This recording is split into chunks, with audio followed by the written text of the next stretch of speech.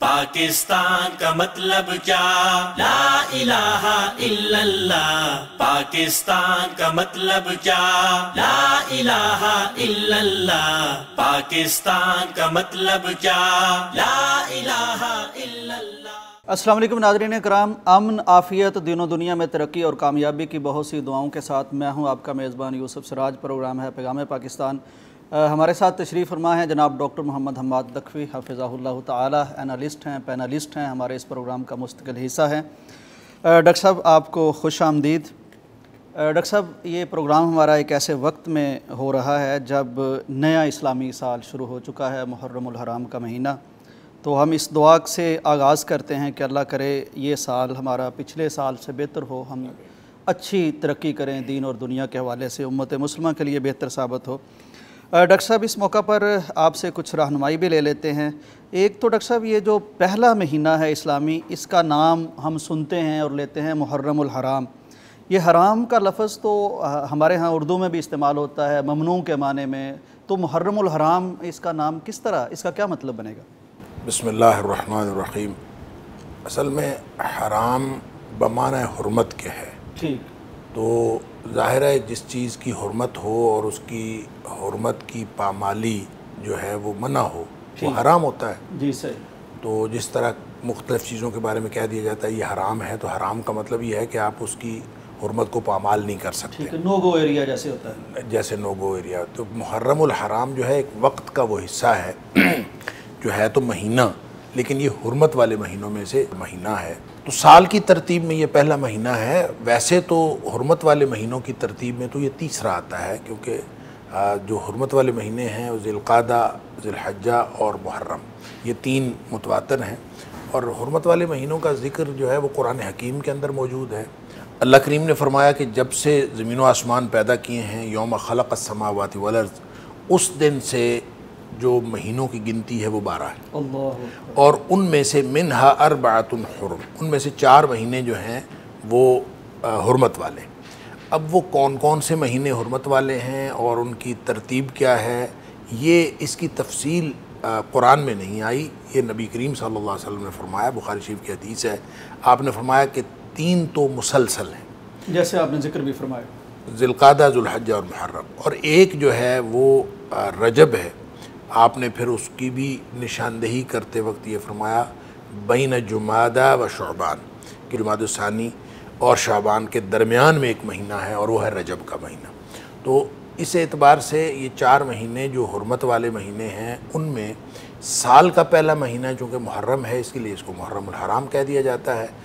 ہر مہینے کے ناموں کے اندر کوئی نہ کوئی اس کی خصوصیت چھپی ہوتی ہے، معنویت موجود ہوتی ہے، تو یہ حرمت والا مہینہ اور سال کی ترتیب میں پھر پہلا مہینہ، اس اعتبار سے اس کو محرم الحرام کہہ دیا جاتا ہے۔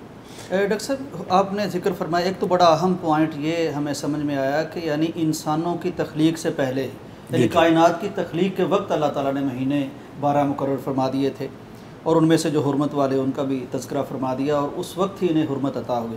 ڈاکٹر صاحب یہ حرمت کیا ہے، ہمیں سمجھ نہیں آتی، یعنی یہ بھی عام مہینوں کی طرح آتے ہیں چلے جاتے ہیں، ہمیں بتایا جاتا ہے یہ حرمت والے مہینے ہیں، تو کوئی ایکسٹرا کام ہم کرتے نہیں ہیں یا کچھ ہمیں بتایا نہیں جاتا کہ ان کو کس طرح گزارنا ہے، حرمت کس چیز کی ہے؟ دیکھیں، حرمت والے مہینے ہر چیز کی ایک عزت ہوتی ہے، حرمت ہوتی ہے۔ اس کو قرآن نے اس طرح بھی بیان کیا ہے، لا تحلوا، حرمت پامال نہ کرو۔ کیا مطلب؟ جس چیز کو حرام قرار دیا ہے اس کو حلال قرار نہ دو۔ لا تحلوا شعائر اللہ، مثال کے طور پر فرمایا لا تحلوا شعائر اللہ، جب فرمایا تو وہ جو اللہ کے شاعر ہیں ان میں سے ایک شعیرہ جو ہے وہ حرمت والے مہینے بھی ہیں، اور حرمت والے مہینوں کی حرمت پامال نہ کرو، مطلب اس کا یہ ہے کہ حرمت پامال نہ کرو۔ اسی طرح قرآن نے جہاں یہ کہا کہ یہ 12 مہینے ہیں اور ان میں سے 4 حرمت والے ہیں، وہاں بھی یہ فرمایا فلا تظلموا فیہن انفسکم، کہ اس میں اپنے آپ پر ظلم نہ کرو۔ کیا مطلب؟ کہ یہ انتہائی اہمیت کے حامل یہ مہینے ہیں، ان میں وہ حرکتیں جو منع ہیں وہ بالکل نہ کرو، اس لیے کہ جب وہ کرو گے تو تم اپنے آپ پر ظلم کرو گے۔ ان میں خاص طور پہ عربوں کے اندر دیکھیں جو 4 مہینے ہیں، اس کی جو کلچرل حیثیت ہے یا ثقافتی حیثیت ہے وہ اپنی جگہ، لیکن جب شریعت نے ان 4 مہینوں کو حرمت والے مہینے قرار دے دیا تو نبی کریم صلی اللہ علیہ وسلم نے بھی اور اس سے پہلے بھی عربوں کے ہاں ان 4 مہینوں کے اندر خون ریزی منع ہوتی تھی، لہٰذا اس خون ریزی کے ماحول میں بھی لوگ حرمت والے مہینوں کا خیال کرتے تھے۔ البتہ بعض اوقات مسلمان تو حرمت والے مہینے کا خیال کرتے تھے کہ وہ اس میں خون ریزی نہ کریں، تو لیکن مسلمانوں کو غافل پا کر بعض اوقات جو اس وقت کے کفار تھے وہ مسلمانوں کے اوپر حملے کی تیاری کر لیتے تھے یا تیاری کی منصوبہ بندی کر لیتے تھے۔ تو اللہ کریم نے فرما دیا سورہ بقرہ کے اندر کہ الشہر الحرام بالشہر الحرام والحرمات قصاص، کہ یہ دیکھیں حرمت والے مہینے کی حرمت تو ہے لیکن یہ بدلے میں ہے، یہ عدلے بدلے میں، ایسا نہیں ہے کہ ایک شخص تو حرمت والے مہینے کی حرمت کا خیال کر رہا ہو اور دوسرا شخص اس کا خیال ہی نہ کرے۔ ایک گروہ جو ہے وہ اس میں ظلم کی منصوبہ بندی کر چکا ہو تو اس کا مطلب یہ نہیں ہے کہ دوسرا اس کے بدلے میں دفاع بھی نہ کرے، اس کو دفاع والحرمات و قصاص، حرمتوں کا بھی عدلہ بدلہ ہوتا ہے، یعنی اگر آپ ایک فریق حرمتوں کا خیال نہیں رکھتا تو پھر دوسرے فریق کو بھی اس بات کی اجازت ہوتی ہے۔ لہٰذا اللہ کریم نے اس کی پھر وضاحت بھی فرمائی، فَمَنِ اعْتَدَىٰ عَلَيْكُمْ فَاعْتَدُوا عَلَيْهِ بِمِثْلِ مَا اعْتَدَىٰ عَلَيْكُمْ، اگر کوئی آپ پر زیادتی کرتا ہے تو آپ بھی ان کے اوپر اسی طرح کی یا اتنی زیادتی کر سکتے ہیں جس طرح کی زیادتی انہوں نے کی ہو۔ لہٰذا حرمتوں والے مہینے میں کسی کے اوپر ظلم تو ہر جگہ اور ہر وقت حرام ہے، لیکن حرمت والے مہینے میں وہ جائز خون ریزی جو جنگ کی صورت میں، جو اعلاء کلمت اللہ کے لیے کرنی ہے، جس کے لیے بالکل سارے حالات اور جو واقعات ہیں اس کے اعتبار سے وہ جائز ہے، لیکن اس کے باوجود آپ نے نہیں کرنی۔ اور نبی کریم صلی اللہ علیہ وسلم اس کا خیال کیا کرتے تھے اور حرمت والے مہینے میں کوئی بھی چڑھائی کسی کے اوپر کوئی کسی ایسی مہم کا آغاز نہیں کرتے تھے۔ اور پھر ایسے بھی واقعات ہوئے کہ صحابہ کرام کسی مہم کے اوپر ہیں اور حرمت والا مہینہ شروع ہونے والا ہے تو انہوں نے اس بات کا خیال کیا کہ حرمت والے مہینے کو شروع ہونے سے پہلے کوئی کارروائی کرنی ہے تو کر لی جائے، اس کے بعد نہ کی جائے۔ مسلمانوں کو اس بات کی اجازت دے دی کہ اگر کبھی کوئی ایسا مسئلہ آئے تو آپ بھی اس کا بدلہ لے سکتے ہیں حرمت والے مہینوں میں۔ لیکن حرمت والے مہینوں کا جب آپ خون ریزی آج کے دور کے اعتبار سے نہ دیکھیں، اس کو آپ دیکھیں اس دور کے اعتبار سے جب آپ سفر بھی کرنا چاہتے ہیں اور حالات جو ہیں وہ بہت خطرناک ہیں، اور ان میں اگر آپ کو 4 مہینے ایسے میسر آ جائیں کہ جس میں آپ کو بالکل امن امان ہے، جیسے کعبۃ اللہ کے اندر آپ مامون ہو جاتے ہیں، اسی طرح وقت کے اعتبار سے یعنی مکانی اعتبار سے جیسے کعبۃ اللہ کے اندر امن ہر شخص کو مل جاتا تھا اور اب بھی آج بھی مل جاتا ہے، اسی طرح ان 4 مہینوں کے اندر زمان کے اعتبار سے امن میسر آ جاتا تھا۔ اور یہ 4 مہینے اسی اعتبار سے بھی ہیں، جیسے میں نے عرض کیا کہ ان کی جو کلچرل حیثیت ہے وہ ایک الگ ہے، اور کلچر کے اعتبار سے عربوں میں چونکہ بہت زیادہ خون ریزی اور آپس میں باہمی لڑائیاں ہوا کرتی تھیں تو وہ ان 4 مہینوں میں رک جایا کرتی تھی۔ یہ بہت بڑا ڈاکٹر صاحب یعنی انعام تھا۔ ہاں جی، ان 4 مہینوں میں رک جایا کرتی تھی، اور ان 4 مہینوں کی اس اعتبار سے پھر ایک بڑی ریلیونس ہے کہ ذوالحج کے اندر چونکہ حج ہوتا ہے، لہٰذا ذوالقعدہ کے اندر آنے کا جو سفر ہے اور محرم کے اندر جو جانے کا سفر ہے یہ محفوظ ہو جاتا تھا۔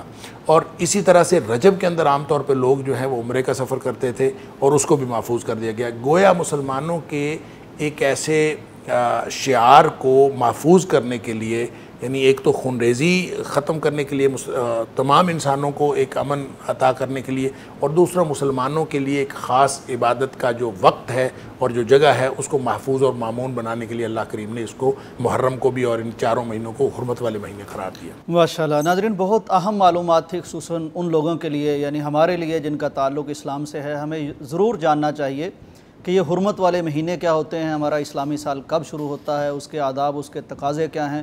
بہت خوبصورت گفتگو ہوئی، خاص طور پر ہمیں اندازہ یہ بھی ہوا کہ کس طرح اللہ تبارک و تعالیٰ نے کچھ ماہ یعنی اس معاشرے کو بھی ایسے امن والے دے دیے جن میں تھوڑا سا ٹھہر کے کچھ انسانیت اپنی بیٹرمنٹ کے لیے، بہبود کے لیے کچھ کر سکے، اس میں عبادات بھی کر سکے اور سوچ سکے، کچھ ترقی کی کام کر سکے۔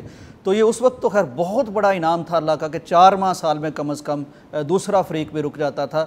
مزید اس حوالے سے ڈاکٹر صاحب سے رہنمائی لیتے ہیں بریک کے بعد۔ پاکستان کا مطلب کیا؟ لا الہ الا اللہ۔ پاکستان کا مطلب کیا؟ لا الہ الا اللہ۔ پاکستان کا مطلب کیا؟ لا الہ الا اللہ۔ پاکستان کا مطلب کیا؟ لا الہ الا اللہ. پاکستان کا مطلب کیا؟ لا الہ الا اللہ. پاکستان کا مطلب کیا؟ لا الہ الا اللہ. ناظرین ویلکم بیک ٹو پیغام پاکستان. محرم الحرام کے حوالے سے ہماری گفتگو جاری تھی. ڈاکٹر صاحب یہ فرمائیے کہ یہ مسلمانوں کا نیا سال ہے. آج کل اگرچہ پریکٹیکلی ہم عیسوی کیلنڈر کو فالو کر رہے ہیں، آپ اس ہسٹری کے بارے میں ڈاکٹر صاحب آگاہ فرما رہے تھے جس میں یہ حرمت والے مہینے آغاز ہوئے، انسانیت کو فائدہ ہوا، عبادات کے لیے راہیں کھلیں اور کچھ وقت ایسا ملا. ڈاکٹر صاحب یہ بھی ہمیں ملتا ہے اسلامک لٹریچر میں کہ وہ اس میں ایک اور ڈنڈی بھی مارتے تھے کہ حرمت والے مہینے کو وہ ادلا بدلی کر لیتے، چلو اس کو حرمت والا نہیں قرار دیتے تو دوسرے کو وہ تو اپنے مقاصد کے لیے کرتے تھے نا، جس کو نسی کہا ہے قرآن نے، انما النسیء زیادہ، یعنی ایک طرح کا انکار ہی تھا نا کہ حرمت والے مہینے کو وہ تبدیل کر لیتے تھے کسی اور مہینے کے ساتھ. وہ کہتے تھے اس دفعہ، یعنی اب مثال کے طور پر محرم میں کسی سے لڑنا پڑ گیا یا کوئی ایسی زیادتی کرنا پڑ گئی تو وہ کہتے تھے اس میں ہم زیادتی کر لیتے ہیں، اس دفعہ ہم سفر کو جو ہے یا کسی اور مہینے کو ہم حرمت والا مہینہ قرار دے دیں گے. اس کو ایک نسی کی رسم تھی باقاعدہ، اور ایک مہینے کو چھوڑ کر دوسرے کو قرار دے دینا. تو اس کو قرآن نے انکار بھی قرار دیا ہے اور زیادتی قرار دیا ہے. اور جیسے میں نے پہلے عرض کیا کہ سورۃ المائدہ کے اندر اللہ کریم نے بہت کلیئر کٹ فرمایا کہ لا تحلوا شعائر اللہ، اور میں نے لفظ استعمال کیا تھا شعیرہ کا. شعیرہ کہتے ہیں کسی قوم کے علامتی نشان کو، اور علامتی نشان جو چیز ہوتی ہے اس کی تعظیم کرنا ضروری ہوتا ہے. سلوگن، علم، جھنڈا، بالکل. ہاں، جیسے جھنڈا ہے، کسی قوم کا جھنڈا ایک اس کا شعیرہ ہوتی ہے، علامتی نشان ہوتا ہے، اس کی عزت احترام، قومی ترانہ ہوتا ہے، قومی کوئی بھی چیز ہوتی ہے. انسان قومیں جو ہیں وہ اپنے اس کا، اور اللہ کے شاعر کیا ہیں؟ مسجد اللہ کے شاعر میں سے ہے، نماز اللہ کے شاعر میں سے ہے، حج اللہ کے شاعر میں سے ہے، حج کے مناسک کے مقامات اللہ کے شاعر میں سے ہیں. اور وہاں پہ والشہر الحرام، وہاں پہ پہلی چیز جس کو اللہ کریم نے فرمایا کہ اس کی حرمتیں پامال نہ کرو، وہ حرمت والے مہینے کی حرمت ہے کہ اس کو پامال نہ کرو. دیکھیں گناہ ہر مہینے میں گناہ ہے، لیکن جو حرمت والے مہینے میں گناہ کیا جائے گا اس کی گریوٹی بڑھ جائے گی. یہ بالکل ایسے ہی ہے جیسے مسجد حرام ہے اور پھر جو حدود حرم ہے، اور حدود حرم کے اندر آپ گناہ کرتے ہیں تو اس کی گریوٹی بہت زیادہ بڑھ جاتی ہے. اور نبی کریم صلی اللہ علیہ وسلم نے فرمایا کہ جانور کو ڈرانا بھی منع ہے کہ اس بچے جائے کہ آپ اس کو شکار کریں یا کچھ اور کریں تو اس ایریا کے اندر. اسی طرح حرمت والے مہینوں کے اندر کسی بھی طرح کی خون ریزی جو ہے وہ حرام ہے، وہ منع ہے، لہٰذا اس سے باز آنا چاہیے. اور اسی طرح سے جیسے ایک چھوٹے سے چھوٹا گناہ اپنی گریوٹی کے اعتبار سے بڑھ جاتا ہے مسجد حرام اور حدود حرم کے اندر، وہ حرمت والے مہینوں کے اندر بڑھ جاتا ہے. اس لیے اللہ تعالیٰ نے تاکیدی حکم دیا ہے لا تحلوا شعائر اللہ، کہ اللہ کے شاعر کی جو بے حرمتی نہ کرو. اور شاعر چونکہ علامتی نشان ہے، اس کا مطلب ہے کہ حرمت والے مہینے جو ہیں یہ مسلمانوں کے لیے بڑا ایک علامتی نشان ہے، اور اس علامتی نشان کی ان کو پابندی کرنی چاہیے. ڈاکٹر صاحب اللہ تعالیٰ کا یہ بڑا کرم ہے، اس کی بڑی نعمت ہے کہ اللہ تبارک و تعالیٰ نے ہماری طویل زندگی کو مختلف حصوں اور پارٹس میں بانٹ دیا ہے. دن ہے، رات ہے، ظہر، عصر، پھر نیا سال، نیا مہینہ. یعنی ہم ایک خود احتسابی کا یا اپنے آپ کو تازہ کرنے کا ایک موقع ملتا رہتا ہے. تو آپ کیا فرماتے ہیں کہ نئے سال کے آغاز پر مسلمانوں کو تھوڑا سا غور بھی کرنا چاہیے کہ میرا سابقہ سال کس طرح کا گزرا، کچھ نئے عزائم بھی باندھنے چاہیے، اس طرح بھی کرنا چاہیے؟ بالکل، یہ تو درست ہے، اس لیے کہ ہر وہ لمحہ اور ہر وہ گھڑی جو آپ کی گزر رہی ہے، آنے والی گھڑی کو اس سے بہتر ہونا چاہیے. اگر وہ اس سے بہتر نہیں ہوتی اور اس کو بہتر کرنے کی آپ کوشش نہیں کرتے تو اس کا مطلب ہے ہمیں اس زندگی کی ٹک ٹک سے، اور یہ جو چلتی ہوئی زندگی ہے اور لمحہ لمحہ پگھلتی ہوئی برف کی طرح ہماری ختم ہوتی ہوئی زندگی ہے، اس کا مطلب ہم اس کے لیے کچھ نہیں کر رہے. تو ایک سال پورے کا گزر جانا ایک بہت بڑا ایک یعنی مرحلہ ہے وقت کا کہ گزر گیا. یہ کوئی ظہر عصر کی طرح وقت نہیں گزرا، بلکہ یہ پورا ایک سال گزر گیا. تو اگر ہم نے اس سال میں کچھ نہیں کیا تو ہمیں یہ اپنے آپ کا احتساب کرنا چاہیے، اور بہت بڑا موقع ہے کہ ہم خود احتسابی کریں کہ کیا کھویا، کیا پایا، ہم نے کتنا کام کیا، کیا کرنا چاہیے تھا، ہم نے گزشتہ سال میں کیا کیا، اور عزم کرنا چاہیے کہ اگلے ایک سال کے اندر جو ہے ہم اس سے زیادہ کچھ کر سکیں. دیکھیں مثال کے طور پر بہت سارے امور ہیں جن کے بارے میں منصوبہ بندی کی جا سکتی ہے، لیکن ایک بات جو میں اکثر سوچتا ہوں کہ کم از کم مسلمانوں کو یہ تو چاہیے کہ ہر تاریخ کے اعتبار سے قرآن حکیم کے پاروں کا مطالعہ کیا کریں۔ اگر ہم ہر روز ایک پارہ قرآن حکیم کا پڑھیں تو اس کا مطلب یہ 30 عام طور پہ دن ہوتے ہیں تو 30 مہینے کے، اور تو 30 پارے تو ایک مہینے میں ایک قرآن مکمل ہو جائے گا۔ بڑی مبارک یہ پلاننگ کرنی چاہیے۔ بالکل صحیح۔ اور اس میں یہ پلاننگ جو ہے، بعض لوگ پلاننگ کرتے ہیں اس کو انگریزی مہینے کے اعتبار سے، میں سمجھتا ہوں اس کو اسلامی مہینے کے اعتبار سے اور ہجری کیلنڈر کے اعتبار سے کرنا چاہیے۔ اس کے دو فائدے ہوتے ہیں۔ ایک تو فائدہ اس میں یہ ہوتا ہے کہ آپ کو کسی دن 29 ہوتے ہیں اور کبھی یہ 30 ہوتے ہیں، تو کبھی آپ کو یہ 2 پارے پڑھنے پڑیں گے، کبھی آپ کو یہ ایک پارہ زیادہ فائدہ ہوگا۔ اچھا، اسی طرح سے ایک فائدہ یہ ہوگا کہ عام طور پہ ہم ہجری کیلنڈر سے بالکل یعنی ناواقف ہوتے ہیں، ہمیں پتہ ہی نہیں ہوتا، ہم کبھی اس کا دھیان توجہ بھی نہیں کرتے۔ تو اگر ہم ہجری کیلنڈر کے اعتبار سے قرآن پاک کی تلاوت کر رہے ہوں گے تو ہمیں روزانہ ہم تاریخ کا بھی پتہ ہوگا۔ جس طرح ہمیں عیسوی تاریخ کا علم ہوتا ہے، اسی طرح ہمیں اس تاریخ کا بھی علم ہو، اور کبھی یہ ہمارے ذہنوں سے محو نہ ہو کہ اب کون سے سال میں چل رہے ہیں اور کون سا مہینہ چل رہا ہے اور کون سی تاریخ چل رہی ہے۔ یہ ہر روز جو ہے نا اس ریوائیو ہوتی رہے اور ہمارے ذہنوں کے اندر زندہ رہے۔ تو یہ کم از کم یہ پلاننگ ہر مسلمان کو کرنی چاہیے کہ وہ اس کو جو ہے نا ہر روز ایک پارہ پڑھے۔ اگر ایک پارہ ترجمے کے ساتھ، تفہیم کے ساتھ، تفسیر کے ساتھ نہیں پڑھ سکتا تو کم از کم اس کو ناظر ہی تلاوت ضرور کر لے، اور اس کے ساتھ جو ہے ایک رکوع کم از کم روزانہ پڑھ لے، یا ایک ربع جو ہے ترجمے کے ساتھ پڑھ لے۔ تو ایک تو یہ پلاننگ کرنی چاہیے۔ اسی طرح سے پورے سال کے اندر کم از کم ایک سیرت کی کتاب اور ایک حدیث کی کتاب یہ پلان کرنی چاہیے کہ ایک سیرت کی کتاب پڑھ لے، ایک اگر حدیث کی کتاب پڑھ لے، کوئی حدیث کا مجموعہ لے لے، بلوغ المرام لے لے، مشکات شریف لے لے، یا کوئی بھی حدیث کا مجموعہ جس کے اندر پورے تمام مسائل موجود ہیں۔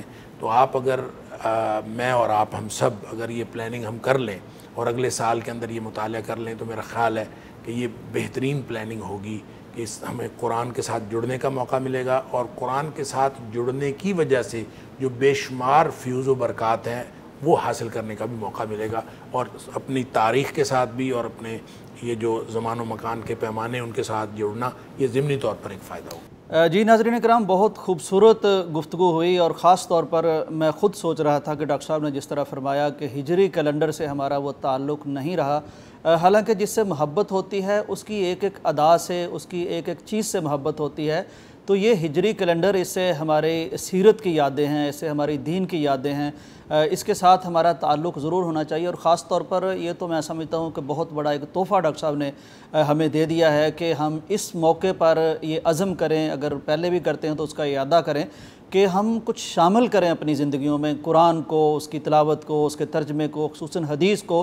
اور اگر آج ہمارے پروگرام کے یہ توسط سے مجھے اور آپ کو یہ توفیق مل جاتی ہے تو انشاءاللہ اگر اللہ تعالیٰ زندگی دیتا ہے تو آئندہ سال میں ہم اپنی زندگیوں میں ایک انقلاب بپا ہوتا ہوا دیکھ سکتے ہیں۔ میں ڈاکٹر صاحب کا بہت شکریہ ادا کرتا ہوں کہ یہ خصوصی طور پر توجہ دلائی، اس پہ آپ بھی ضرور کاربند رہیے، میں بھی کوشش کروں گا۔ انشاءاللہ بریک کا وقت ہے، واپس آتے ہیں۔ پاکستان کا مطلب کیا؟ لا الہ الا اللہ۔ پاکستان کا مطلب کیا؟ لا الہ الا اللہ۔ پاکستان کا مطلب کیا؟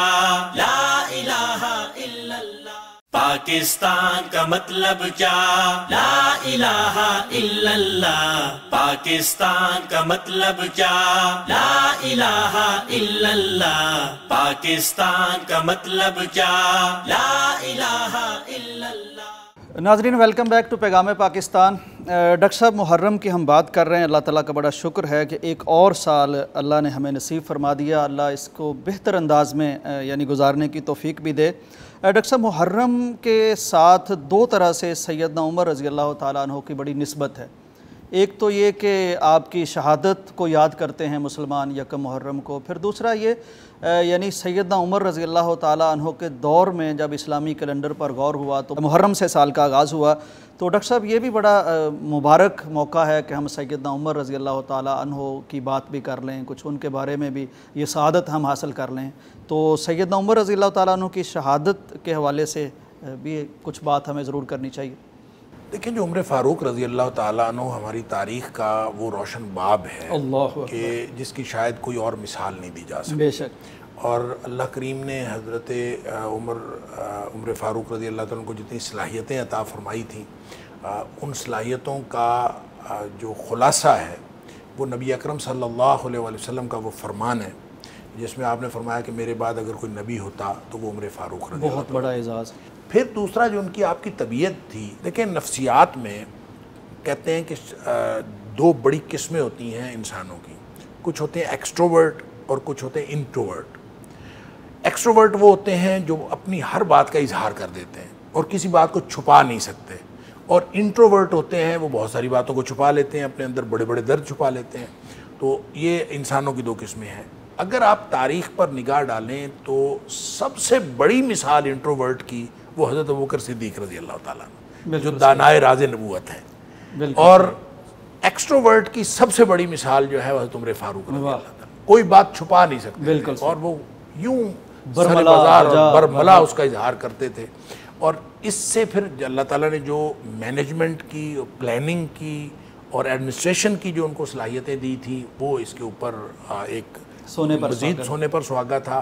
یہ وہ وجہ ہے کہ لوگوں نے حضرت عمر فاروق رضی اللہ تعالیٰ عنہ کو جو دشمنان دین تھے، جن کو ایک آنکھ نہ بھاتا تھا مسلمانوں کا اتحاد اور مسلمانوں کی یہ جو خوشحالی ہے یہ کسی طرح بھی، لہٰذا انہوں نے ان کا خیال یہ تھا کہ عمر فاروق رضی اللہ تعالیٰ عنہ کو درمیان میں سے ہٹا دیا جائے. دیکھیں دنیا میں جب بھی کوئی نئی تحریک اٹھتی ہے تو وہ عام طور پہ اس کے بانی کے ساتھ ختم ہو جاتی. بالکل. حضرت ابوبکر صدیق رضی اللہ تعالیٰ نے نبی پاک صلی اللہ علیہ وسلم کے بعد اس کو سنبھالا، یہ بالکل ختم نہیں ہوئی، اور جو لوگوں کا خیال یہ تھا کہ ختم ہوگی نہیں ختم ہوئی. پھر عمر فاروق رضی اللہ تعالیٰ عنہ آئے تو مزید مضبوط ہو گئی، اور مزید مضبوط ہی نہیں ہوئی بلکہ وہ اس نے پھیلاؤ شروع کر دیا، اور اس نے پھر داخلی استحکام اور جو خارجی استحکام آیا تو لوگوں نے یہ سمجھا کہ یہ داخلی اور خارجی استحکام عمر فاروق رضی اللہ تعالیٰ کی شخصیت کی وجہ سے، اس لیے وہ پلاننگ کی گئی. اور حضرت عمر فاروق رضی اللہ تعالیٰ عنہ کی شہادت کی اگرچہ کبھی پروب نہیں کیا گیا تاریخ میں کہ ان کی شہادت کی وجوہات کیا تھیں، لیکن اشارات بہرحال ایسے ملتے ہیں کہ یہ پلاننگ تھی. عمر فاروق رضی اللہ عنہ اس سال حج کر کے آئے ہیں، اور حج کر کے آئے ہیں، حج کے دوران بھی آپ نے کسی شخص کی ایسی آوازیں سنی، ایسی روایات موجود ہیں. آپ جلال الدین سیوطی کی تاریخ الخلفاء دیکھیں، انہوں نے بہت ساری روایات اکٹھی کی ہیں، اور مورخین نے ایسی باتیں اکٹھی کی ہیں کہ جن میں پہلے سے اشارات مل رہے تھے کہ حضرت عمر فاروق رضی اللہ تعالیٰ عنہ کے ساتھ کوئی واقعہ ہونے والا. یعنی وہ ابولول فیروز مجوسی کا جو معاملہ تھا وہ کوئی وقتی طور پر ایک وقتی اشتعال نہیں تھا، بلکہ اس کے پیچھے اس طرح کی چیزیں موجود تھیں. ڈاکٹر صاحب ایک تو یہ کہ اس کی منصوبہ بندی تھی، دوسرا یہ کہ خود حضرت عمر رضی اللہ تعالیٰ عنہ کو کئی اشارات مل رہے تھے. اور اس دوران پھر خاص طور پہ آپ یہ دیکھتے ہیں کہ جس وقت حضرت عمر فاروق رضی اللہ عنہ کی شہادت ہو گئی تو اس کے بعد جو آپ کے بیٹے عبید اللہ بن عمر نے 3 افراد کا قتل کر دیا. اور ان دیکھیں ابولول فیروز نے تو اسی وقت اپنے آپ کو مار لیا تھا، آپ کو شہید کر کے یا آپ کو زخمی کرنے کے بعد جب پکڑے جانے کے خوف سے اس نے اپنے خودکشی کر لی تھی. لیکن اس کے علاوہ جتنے اس میں کردار تھے ان کا تذکرہ سنا تھا عبید اللہ بن عمر رضی اللہ تعالیٰ عنہ نے، لہٰذا انہوں نے اشتعال میں آ کر ان کو قتل کر دیا. لہٰذا وہ جو جتنے گویا ثبوت تھے وہ سارے کے سارے ختم ہو گئے. اب عبید اللہ بن عمر کو حضرت عمر فاروق رضی اللہ عنہ نے قید تو کروا دیا، لیکن انہوں نے کہا جی میرے بعد جو خلیفہ بنے وہ اس کا کیس سنے گا. لہٰذا پہلا کیس جو عثمان غنی رضی اللہ تعالیٰ نے سنا وہ یہ والا کیس تھا. عثمان غنی رضی اللہ تعالیٰ عنہ اپنی طبیعت کے حلیم الطبع طبیعت کے آدمی تھے، وہ ایک بالکل ڈیفرنٹ کیٹیگری کی ایک نفسیاتی شخصیت تھے. یعنی جس طرح کی نفسیاتی کیفیات آپ دیکھتے ہیں ابوبکر صدیق رضی اللہ تعالیٰ بالکل اور طرح کی شخصیت ہیں، عمر فاروق رضی اللہ تعالیٰ بالکل اور طرح کی شخصیت ہیں. اور جو اللہ تعالیٰ نے عثمان غنی رضی اللہ تعالیٰ کو صلاحیتیں بے شمار دی ہیں، اسلام کی خدمت کے اندر بہت کچھ ہے، حیا بہت ہے، لیکن دھیمی طبیعت اور ہر چیز کو اندر مصلحت برداشت بہت ہے، اور برداشت اور اس طرح سے بالکل حلم اور بردباری کے اعتبار سے. لہٰذا ان چیزوں کو جب انہوں نے اپنے اس پر انہوں نے اپلائی کیا تو انہوں نے کہا عبید اللہ بن عمر کو چھوڑ دیں، اور بس وہ معاملہ ختم ہو گیا. اور انہوں نے کسی بھی، کیونکہ اس کی وجہ اشتعال موجود تھی اور اس کے پیچھے پورا ایک کہانی موجود تھی، لہٰذا انہوں نے اپنے پاکٹ سے دیت تو ادا کر دی اور دیت ادا کر کے عبیداللہ بن عمر کو جو ہے وہ رہا کر دیا. اگر تفتیش ہوتی تو یقیناً اس کے پیچھے جو ہے وہ جو دشمنان دین بڑی بڑی قوتیں جو لگی ہوئی تھیں ان کی طرف وہ اس کے ڈانڈے ضرور وہاں جا کے ملتے کہ پلاننگ ہوئی. اور یہ پلاننگ اصل میں یہ تھی کہ حضرت عمر فاروق رضی اللہ عنہ کو شہید کر دیا جائے گا تو معاملہ کلیئر ہو جائے گا. نہیں ہوا. کہا جاتا ہے کہ حضرت حسین رضی اللہ عنہ کی شہادت، لیکن آپ اس کے پس منظر میں جائیں، پیچھے جائیں تو آپ کو حضرت علی رضی اللہ عنہ کی شہادت ملتی ہے. اس کے پیچھے جائیں آپ کو حضرت عثمان غنی رضی اللہ عنہ کی شہادت ملتی ہے. اس کے پیچھے عمر فاروق رضی اللہ عنہ کی شہادت ملتی ہے. عمر فاروق رضی اللہ عنہ کی شہادت کو تو نہ پروب کیا گیا، نہ اس کے اوپر بہت زیادہ بڑی شورش ہوئی. حضرت عثمان غنی رضی اللہ عنہ خلیفہ بن گئے اور اس کے بعد پھر سے وہی خوشحالی، وہی داخلی اور خارجی استحکام مسلمانوں کو ملنا شروع ہو گیا. پھر جا کے انہوں نے جو پلاننگ ہے وہ تبدیل کی ہے، اور آج تک وہ پلاننگ میں سمجھتا ہوں دشمنان دین کی آگے چلتی آ رہی ہے. وہ یہ کہ مسلمانوں کو باہر بیٹھ کے نقصان نہیں پہنچایا جا سکتا، ان کے اندر کوئی لوگ ہوں گے، اور انہوں نے اندر لوگ باقاعدہ انکارپوریٹ کیے، اور پھر انہوں نے ایک باقاعدہ تحریک آپ دیکھتے ہیں، پوری کہانی ہے. اور اس کہانی میں ہمیں مسلمانوں کے اندر ایسے لوگ ملتے ہیں جنہوں نے پھر حضرت عثمان غنی رضی اللہ عنہ ایسی کوششیں کیں جن کوششوں کا نتیجہ حضرت عثمان غنی رضی اللہ تعالیٰ کی شہادت کی صورت میں نکلا. پھر اس کے بعد ایک شورش ہے، پھر مسلمان دو حصوں میں تقسیم ہوئے، پھر حضرت علی رضی اللہ تعالیٰ عنہ انتہائی مشکلات میں رہے، پھر اس کے بعد بھی مشکلات رہیں، اور یہ چلتے چلتے پھر حضرت حسین رضی اللہ عنہ کی ایک شہادت ہمیں وہ بھی راستے ملتی ہے. تو گویا ٹرننگ پوائنٹ جو ہے وہ حضرت عمر فاروق رضی اللہ تعالیٰ عنہ سے ہماری تاریخ کا دھارا مڑنا شروع ہو گیا تھا. لیکن اصل جو ٹرننگ پوائنٹ ہے وہ حضرت عثمان غنی رضی اللہ تعالیٰ عنہ کی شہادت ہے. تو یہ ہم نے دیکھا کہ اس کے بعد پھر مسلمانوں کے اندر کتنی ہلاکتیں ہوئی ہیں، اور اس طرح یہ گویا ایک شورش جو ہے وہ آگے سے آگے بڑھتی چلی گئی. تو عمر فاروق رضی اللہ تعالیٰ عنہ کی شہادت جو ہے وہ دشمنان دین کا وہ ایک بڑا اقدام تھا، جس نے یہ سمجھا کہ عمر فاروق رضی اللہ تعالیٰ عنہ کی شخصیت کو بھی سمجھا، اور انہوں نے داخلی اور خارجی استحکام کی وجہ بھی انہی کو سمجھا، اس لیے ان کو راستے سے ہٹانے کی کوشش کی گئی. لیکن یہ الگ بات ہے، راستے سے ہٹانے کے بعد بھی مسلمانوں کے اندر اس وقت کوئی خاص فرق نہیں پڑا، اور پھر ان کو سمجھ آئی کہ ان کے داخلی اور خارجی استحکام کی وجہ ان کا اتحاد، ان کے انٹرنل اور ایکسٹرنل معاملات ہیں، لہٰذا اس کو ختم کرنے کی بعد میں کوشش کی گئی.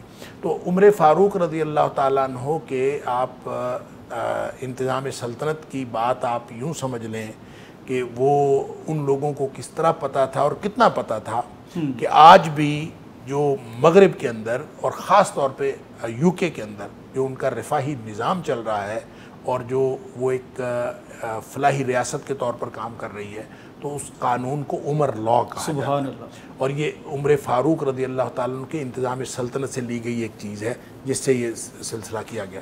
لہذا یہ محرم الحرام کا جو مہینہ ہے، نو ڈاؤٹ کہ اس میں یکم محرم الحرام کو حضرت عمر فاروق رضی اللہ عنہ کی شہادت ہوئی، 10 محرم الحرام کو حضرت حسین رضی اللہ عنہ کی شہادت ہوئی. تو ہماری تو تاریخ جو ہے وہ شہادتوں سے بھری پڑی ہے.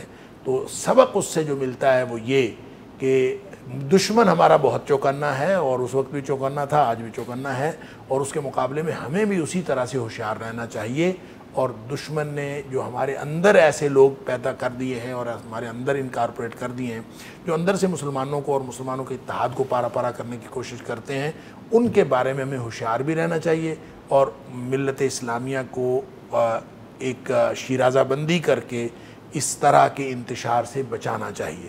یہ ہے اصل میں سبق جو ہم شہادت عمر سے رضی اللہ تعالیٰ عنہ سے، شہادت عثمان رضی اللہ تعالیٰ عنہ سے، شہادت علی رضی اللہ تعالیٰ عنہ سے، اور شہادت حسین رضی اللہ تعالیٰ عنہ سے لے سکتے ہیں. بے شک ناظرین، شہادتوں کا ایک سلسلہ ہے جو حضرت عمر رضی اللہ تعالیٰ عنہ سے شروع ہوا اور چلتا گیا، اور پھر حضرت حسین رضی اللہ تعالیٰ عنہ کی شہادت کا معاملہ بھی پیش آیا، اور اس کے بعد بھی مسلمان شہادتیں پیش کرتے آئے ہیں اعلاء کلمات اللہ کے لیے. تو حضرت عمر رضی اللہ تعالیٰ عنہ کی بات ہوئی کہ بہت بڑے مدبر تھے، بہت بڑے سیاستدان تھے، بہت بڑے منتظم تھے، یہاں تک کہ ان کے بارے میں یہ بھی کہا گیا کہ اگر مسلمانوں کو ایک عمر اور مل جاتا تو روئے ارض کا کوئی چپا ایسا نہ بچتا جہاں اسلام کا علم نہ لہرا رہا ہوتا. ڈاکٹر صاحب نے فرمایا کہ یہ ظاہر ہے اس مختصر سے وقت میں سیدنا عمر فاروق کی سیرت بیان نہیں کی جا سکتی، ایک تذکرے کی سعادت ہم نے حاصل کرنی تھی، بڑے جامع انداز میں تذکرہ ہوا. بریک کا وقت ہے، واپس آتے ہیں. پاکستان کا مطلب کیا؟ لا الہ الا اللہ. پاکستان کا مطلب کیا؟ لا الہ الا اللہ. پاکستان کا مطلب کیا؟ لا الہ الا اللہ. پاکستان کا مطلب کیا؟ لا الہ الا اللہ. پاکستان کا مطلب کیا؟ لا الہ الا اللہ. پاکستان کا مطلب کیا؟ لا الہ الا اللہ. ناظرین ویلکم بیک ٹو پیغام پاکستان. ڈاکٹر صاحب پاکستان کے حوالے سے بہت آنکھیں ٹھنڈی کر دینے والی ایک خبر ہے, دل خوش ہوا اسے پڑھ کر. ڈاکٹر امجد ثاقب اخوت کے حوالے سے بہت معروف نام ہیں پاکستان کی سطح پر بلکہ عالمی سطح پر. بلا سود قرض دینے کا انہوں نے اتنا بڑا سلسلہ شروع کیا جس کو پہلے تو پاکستان میں متعارف ہوا, پھر عالمی سطح پر متعارف ہوا. بہت ان پر تھیسس لکھے گئے, بہت زیادہ تقریبات میں ان کو مدعو کیا گیا, مختلف یونیورسٹیز ان کو بلاتی ہیں کہ یہ آپ کس طرح سے کام کر رہے ہیں. اخوت فاؤنڈیشن کے یہ بانی اور چیئرمین ہیں. اب ڈاکٹر صاحب لندن میں ایک تقریب میں انہیں global man of the decade کا ایوارڈ دے دیا گیا ہے, یعنی یہ ان لوگوں کو ایوارڈ دیا جاتا ہے جو عالمی سطح پر انسانی فلاح و بہبود کے لیے کوئی بہت نمایاں اور ممتاز مسلمہ کوئی خدمت سر انجام دیتے ہیں. وہیں ڈاکٹر صاحب اعزاز کے ملنے کے بعد دہائی کا عالمگیر آدمی بالکل ٹھیک جی. تو ڈاکٹر صاحب نے اپنی تقریر میں خطاب میں یہ فرمایا کہ میں یہ اعزاز پاکستانی قوم کے نام کرتا ہوں. دیکھیں ڈاکٹر امجد ثاقب صاحب کے بارے میں پہلے بھی میرا خیال ہمارے پروگرام میں جی ڈاکٹر صاحب پیغام میں تشریف لا بھی ڈاکٹر صاحب خود بھی پیغام میں تشریف لا چکے ہیں اور کوئی کسی بھی طبقے میں غیر معروف شخصیت نہیں ہے, سب ان کو جانتے ہیں. اور میرے خیال میں اس طرح کے جو اعزاز ہیں یہ ڈاکٹر صاحب کے لیے اعزاز نہیں ہے بلکہ شاید اس اعزاز کے لیے اعزاز ہے کہ وہ ڈاکٹر صاحب کو ملا. ڈاکٹر صاحب نے جس قدر زبردست کام کیا ہے اور کر رہے ہیں وہ پوری دنیا کے اندر. اب دیکھیں نا, ایک تو اس کے کئی پہلو ہیں کہ اگر اس کو ہم بات کریں تو سب سے پہلی بات تو یہ ہے کہ انہوں نے یہ غیر سودی جو ہے وہ قرضے دینے کا آغاز کیا ہوا ہے. نام بھی خوبصورت اخوت سے مستعار لیا, اور خود کہتے ہیں کہ میں نے تو اس کو مدینہ منورہ کی جو اخوت تھی, نبی کریم صلی اللہ علیہ وسلم نے جو بھائی چارہ کروایا تھا, میں نے اسی سے یہ کانسیپٹ لیا اور اسی کانسیپٹ کے اوپر جو ہے نا 1 سے 2 سے 4 4 سے 6 اسی طرح سے میں نے سب کو ایک بھائی چارے کا ایک نیٹ ورک شروع کرنے کی کوشش کی ہے اور وہ کامیاب رہے ہیں اپنی اس کوشش میں. جب اس میں سود انوالو نہیں ہے اور اس سودی معیشت کے دوران جہاں کوئی ہمارا گورنمنٹ آف پاکستان کہتی ہے سود کے بغیر کوئی کام ہو نہیں سکتا اور ساری جو مختلف سلطنتیں ہیں, گورنمنٹس ہیں, وہ اپنے آپ کو اس پورے یعنی گلوبل سودی نظام کے سامنے اپنے آپ کو بے بس پاتی ہیں, سرنڈر کر چکے ہیں. وہاں ایک فرد جو ہے ایک ایسا ادارہ کھڑا کر دیتا ہے جو ادارہ بالکل بغیر سود کے چل رہا ہے اور پھر کامیابی سے چل رہا ہے. اور ان سے آپ پوچھیں کہ ان کی کامیابی کا یعنی قرضوں کی واپسی کا تناسب کیا ہے, جب وہ بغیر کسی گارنٹی کے اور بغیر کسی شورٹی کے دے دیتے ہیں تو وہ بتائیں گے کہ مور دین 90%. اور بہت بڑا تناسب, بہت بڑا. یہ بھی ہو سکتا ہے میں بھول رہا ہوں اور اس سے بھی بڑی شرح ہو واپسی کی, جو مجھے یاد پڑتا ہے کہ 90% سے زیادہ جو ہے وہ قرضے ان کے واپس آتے ہیں جب میں نے ان سے بات کی تھی. تو اس طرح سے آپ اندازہ کیجئے کہ اتنا کامیاب آدمی, اور اس میں یہ بات نہیں ہے کہ ان کو یہ اعزاز ملا. اصل بات یہ ہے کہ پوری دنیا میں اس پورے سسٹم کو ریکگنائز کیا گیا ہے کہ یہ سسٹم چل سکتا ہے. لہٰذا اگر اس کو آپ گلوبل لیول پہ یہی سمجھ لیں کہ سود کے خلاف ایک بہت بڑے ماڈل کے طور پر اخوت کے اس سسٹم کو پیش کیا جا سکتا ہے, اور تو میرے خیال میں یہ ہے اصل اعزاز کہ جب آپ کہہ رہے ہوں کہ جس سودی معیشت کے اندر ہم رہ رہے ہیں وہاں پہ سود کے بغیر کوئی کام چل نہیں سکتا, تو سود کے بغیر انہوں نے چلا کے دکھا دیا ہے. اور ان چند سالوں کے اندر ایک بہت بڑی اور ایک اخوت نام سے ایک بہت بڑی یونیورسٹی بھی انہوں نے بنائی ہے اور پورا ایک نیٹ ورک ہے. تو جب یہ کامیابی سے چل سکتا ہے تو سلطنتیں اور ریاستیں جو ہیں وہ کیوں نہیں چل سکتی اور مملکتیں کیوں نہیں چل سکتی بغیر سود کے. لہٰذا میرے خیال میں اگر اس کو دنیا ماننا شروع ہو گئی ہے اور عالمی سطح پر ریکگنیشن شروع ہو گئی ہے تو یہ کوئی دن دور نہیں ہے کہ لوگ اس سٹڈی کو اس طرف بھی لے جائیں گے, کیونکہ دنیا خود سود سے بیزار ہے اور شرح سود لوگوں کو دنیا میں بڑی بڑی ریاستوں نے اپنی شرح سود اتنی کم کر دی ہے کہ صرف سروس چارجز تک آ گئی ہے شرح سود، جیسے جاپان وغیرہ۔ لہٰذا آئندہ جو ہے ہو سکتا ہے کہ کوئی دن وہ بھی آئے، ہم امید کر سکتے ہیں کہ پوری دنیا میں اور بڑی بڑی ریاستوں میں اخوت کے اس ماڈل کو سامنے رکھ کے کوئی نیا نظام بنا دیا جائے اور ہمیں اس سودی شکنجے سے آزادی مل سکے اور سودی نظام سے ہم بچ سکیں۔ لہٰذا ڈاکٹر امجد ثاقب صاحب کو نہیں، پوری قوم کو مبارکباد پیش کرنی چاہیے کہ اس لیے کہ انہوں نے اپنے اس اعزاز کو قوم کے نام کیا ہے۔ یہ میرا خیال ان کا بڑا پن ہے، کام تو انہوں نے ایک فرد نے کیا ہے، اس فرد کے ساتھ جب کوئی شخص نکلتا ہے نیک نیتی کے ساتھ تو اللہ تعالیٰ اس کے ساتھ اسباب پیدا کر دیتے ہیں۔ نولہ ما تولی، اللہ تعالیٰ فرماتا ہے جدھر کوئی جانا چاہتا ہے ہم اس کو ادھر لے جاتے ہیں، اس طرح کے اسباب بھی عطا کر دیتے ہیں۔ تو اللہ تعالیٰ نے ان کو اسباب دیے ہیں، کام تو ایک فرد کا تھا، ایک کانسیپٹ تھا، کانسیپٹ کو انہوں نے میٹیریلائز کیا اور کس شاندار طریقے سے کیا۔ میرے خیال میں آج کے دور میں یہ بہت سارے لوگوں کے لیے مشعل راہ ہے، اور لوگوں کو جو کام کرنے والے ہیں، کام کرنے کا جذبہ رکھتے ہیں، ان کو ڈاکٹر امجد ثاقب صاحب کا کیا ہوا یہ کام جو ہے اس کو نمونے کے طور پر اپنے سامنے رکھنا چاہیے۔ ڈاکٹر صاحب آپ نے جس پہلو پر بات کی وہ تو میں بہت چونک گیا ہوں، یعنی آپ کا فرمانا یہ ہے اور بالکل بجا کہ یہ اعزاز ڈاکٹر صاحب کو اس لیے ملا کہ انہوں نے بلا سود ایک نظام متعارف کرایا، گویا کہ دنیا نے عالمی سطح پر تسلیم کر لیا کہ وہ بات جس کو اب مسلمان ملک بھی سمجھتے ہیں ناممکن ہے، دنیا نے مان لیا کہ بلا سود اگر کوئی کام کیا جاتا ہے تو وہ کامیاب ہو سکتا ہے اور اس بندے کو گلوبل مین کہا جا سکتا ہے جو بلا سود کام کرتا ہے۔ بہت خوب جی، اس میں بہت سبق ہے سننے والوں کے لیے اور کچھ کرنے والوں کے لیے۔ ڈاکٹر صاحب ایک اور بہت خوبصورت اور خوش کن خبر ہے، ایک دینی مدرسہ ہے تلا گنگ میں، جامعہ بیت السلام کے نام سے، بہت شاندار ادارہ ہے، اس میں میٹرک کروائی جاتی ہے، او لیول کروایا جاتا ہے ماشاءاللہ۔ یہ ڈاکٹر صاحب نسٹ اور ایک اور سرکاری ادارہ HEC کے تعاون سے روبوٹکس یعنی روبوٹ بنانے کا کوئی مقابلہ پورے پاکستان میں منعقد کیا گیا،